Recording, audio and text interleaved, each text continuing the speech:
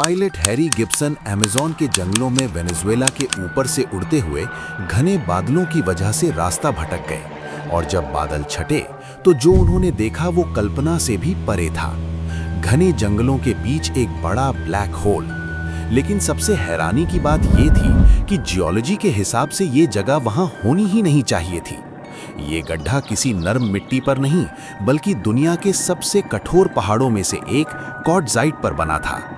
इतने सख्त पत्थर के बीच इतना विशाल गड्ढा कैसे बना? ये गड्ढा लगभग 1000 फुट गहरा था, इतना गहरा कि पूरा आईफिल टावर भी इसमें समा सकता है। लेकिन उस वक्त हैरी गिब्सन को बिल्कुल अंदाजा नहीं था कि उन्होंने सिर्फ एक गड्ढा नहीं देखा था, बल्कि धरती पर छुपी एक ऐसी दुनिया देख ली थी जहां के जीव लाखों सालों तक बाहरी दुनिया से पूरी तरह अलग बड़े हुए थे। साइंटिस्ट चार्ल्स ब्रूअर और उनके साथ ही डेविड नॉट अपनी 12 लोगों की टीम के साथ इस गड्ढे के एज पर खड़े थे। उनके सामने एक बड़ी चुनौती थी। ये गड्ढा 1000 फुट से भी ज्यादा गहरा था और इसमें सिर्फ रस्सियों के सहारे ही उतरा जा सकता था। गड्ढे के अंदर घना जंगल होने की वजह से हेलीकॉप्टर का इस्तेमाल मुमकिन ही नहीं था। सीमा हुम्बोल्ट की दीवारें सीधी नहीं है, ये बेल शेप्ड है।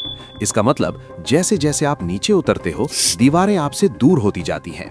आप 1000 फुट की ऊंचाई पर एक पतली रस्सी के सहारे बिल्कुल बीच हवा में लटक रहे होते हो, जहां हेलीकॉप्टर से रेस्क्यू करना लगभग नामुमकिन है। बड़ी मेहनत के बाद जब टीम सीमा हुम्बोल्ट के अंदर लैंड हुई तो उन्हें ऐसा महसूस हुआ जैसे वो किसी और ही दुनिया में कदम रख चुके हों। यहाँ की हवा बिल्कुल अलग थी। कुछ ही देर में सबकी तबीयत बिगड़ने लगी और उन्हें चक्कर आने लगे। सदियों से बंद इस बेल शेप चेंबर में ऑक्सीजन की कमी और जमीन पर जमी जहरीली फंगस ने उनका दम घोटना शुरू कर दिया था।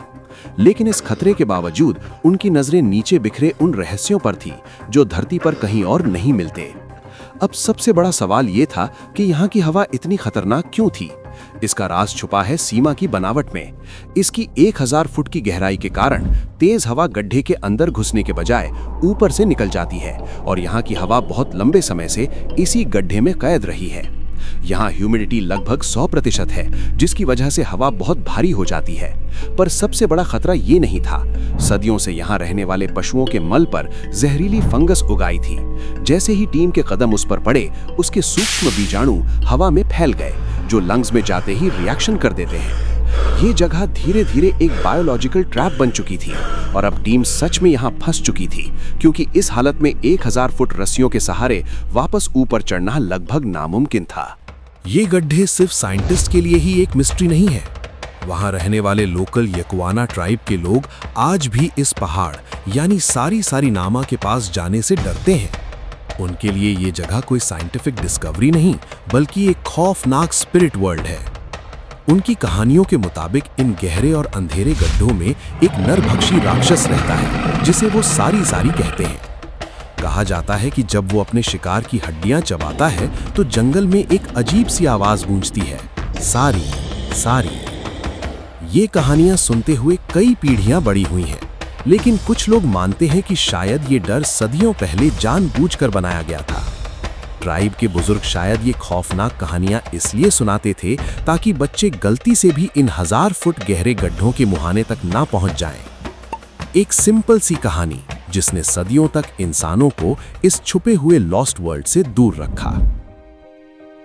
मौत के साए के बीच उन्हें जो दिखा उसने साइंस की दुनिया को हिलाकर रख दिया।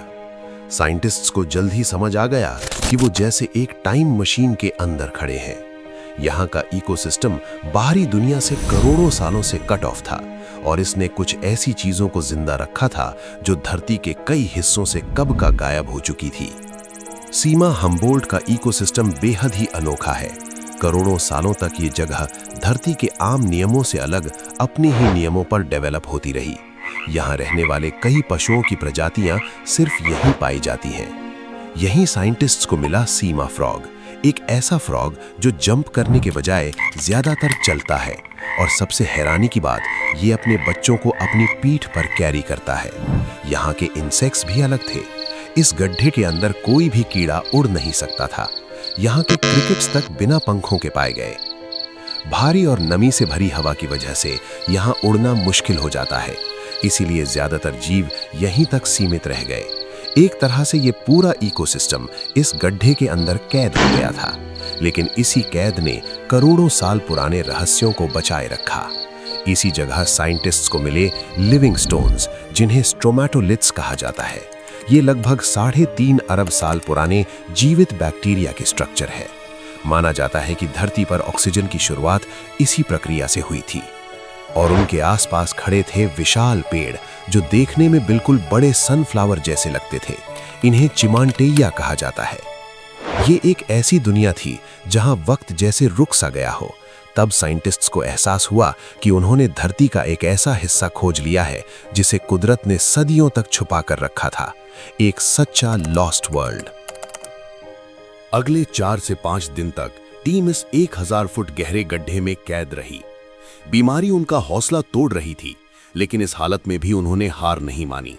जो सदस्य थोड़े ठीक थे, उन्होंने अपनी जान जोखिम में डालकर उन अजीब और अनोखे सैंपल्स इकट्ठा किए ताकि उनका ये मिशन बेकार ना जाए। अब वक्त आ गया था वापस बाहर निकलने का। बेल शेप्ड दीवारों की वजह से रस्सियां मुहाने से काफी दूर हवा में लटक रही थीं। हर 1 इंच की चढ़ाई एक संघर्ष बन चुकी थी। खुशकिस्मती से इस मिशन में किसी की जान नहीं गई, लेकिन सीमा हुम्बोल्ट ने अपना निशान उन सब पर छोड़ दिया था। बाहर निकलने के बाद भी टीम के कई सदस्य महीनों तक उस अजीब बीमारी से जूझते रहे। लेकिन सबसे बड़ी बात यह थी कि वो वहां से सब कुछ नहीं ला पाए।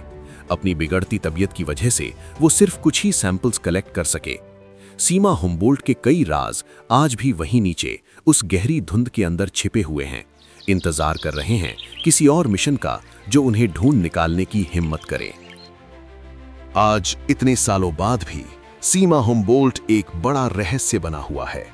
1970s की एक्सपीडिशंस के बाद वेनेजुएला की सरकार ने इस पूरी एरिया को रिस्ट्रिक्टेड जोन घोषित कर दिया। आज यहां जाना या रिसर्च करना बहुत ही लिमिटेड है। ये कदम इसलिए उठाया गया ताकि इस नेचुरल टाइम कैप्सूल को इंसानी दखल से बचाया जा सके। सीमा हुम्बोल्ट की दीवारें सिर्फ पत्थर नहीं है, ये एक तरह का नेचुरल बायोलॉजिकल शील्ड भी है।